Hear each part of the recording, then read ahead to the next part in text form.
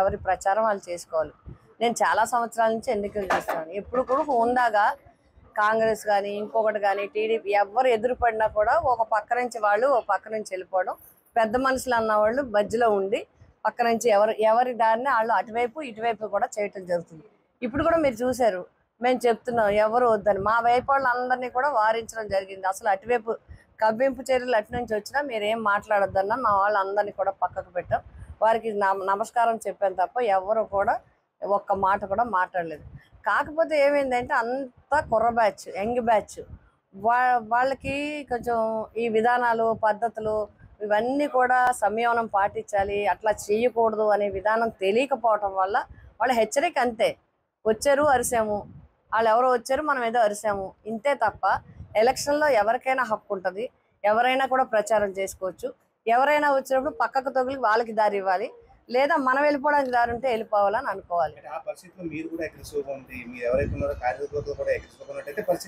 పరిస్థితి ఏంటి? అల్లరి అవుతుంది, గొడవలు అవుతాయి, అలజడి సృష్టిస్తారు. దానివల్ల గవర్నమెంట్లో ఉన్నందుకు మాకే ఇబ్బంది అంటారు. అందుకే మేము అందరితో కూడా చెప్పడం జరిగింది. వారికి వందనం చేసాం, నమస్కారం చేసాం. మా కార్యకర్తలని, నాయకుల్ని, చిన్నవాళ్ళు కూడా, ఎందుకంటే ఇక్కడ కూడా అలాగే ఉద్రేకంతో ఉంటారు. వాళ్ళు కవ్వింపు చేస్తే వీళ్ళు ఎందుకు ఊరుకుంటారు? వీళ్ళు జెండా పట్టుకుని వీళ్ళు ముందుకెళ్ళి వీళ్ళు ఫోర్స్గా ఉన్నారు. అయినా కూడా మేమందరం కూడా మా లీడర్స్ మేము ఆఫ్ చేసి వద్దు అని చెప్పాం. కాబట్టి ఈవేళ మీ జర్నలిస్టులు అందరూ ప్రత్యక్షంగా రోడ్డు మీద ఉండగా అందరు కూడా జనం కూడా అదే అన్నారు. అక్కడి నుంచి పక్కన షాపుల దగ్గర ఉన్నవాళ్ళు, రామాలయం దగ్గర ఉన్నారు, దుర్గమ్మ గుడి దగ్గర ఉన్నవాళ్ళు, వినాయకుడి గుడి దగ్గర ఉన్నవాళ్ళు కూడా అంటున్నారు అది తప్పురా కుర్రోళ్ళు, అలా అనకూడదు, అది వాళ్ళు ఈ పక్క నుంచి వెళ్ళిపోతున్నారు, మీరు ఆ పక్క నుంచి వెళ్ళండి, లేదా పక్కన నుంచోండి, లేదంటే వెళ్ళండి, అంతేగాని అలా చేయడం తప్పు అని చెప్తున్నారు. ఎవరికైనా ర్యాలీ చేసుకోవడానికి స్వేచ్ఛ ఉందండి. ఈ రోజు వంగ గీత గారు వచ్చి ర్యాలీ చేస్తున్నారంటే పర్మిషన్ తీసుకునే కదా ఎవరు వస్తారో, వచ్చి చేసుకుంటే ప్రశాంతంగా ర్యాలీ జరుగుతుందండి. వీళ్ళందరూ గ్లాస్ గుర్తు, తెలుగుదేశం గుర్తులు పట్టుకుని ముందు నడుస్తున్నారు. కుర్రోళ్ళు ఏదో ఎగురుతున్నారు. ఇక్కడ ఉన్న పెద్దలు, దానికి సంబంధించిన కార్యకర్తలు వాళ్ళన్నా చెప్పాలి కదండి. వాళ్ళకి బుద్ధి. క్యాన్వాసింగ్ ఎదురుగా వచ్చి అక్కడికి ఎగురుతారండి. అలా తప్పు కదండి, అది ధర్మం అండి. అది ఒక పర్మిషన్ తీసుకుని వచ్చి ఒక ర్యాలీ జరుగుతుందంటే లేకపోతే ఇప్పుడు గొడవ జరగదండి, ఇక్కడ దుమ్మి జరగదండి.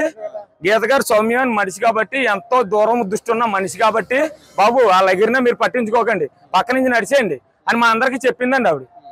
ఇవాళ చెప్పకపోతే ఇక్కడ గొడవ అవ్వదండి.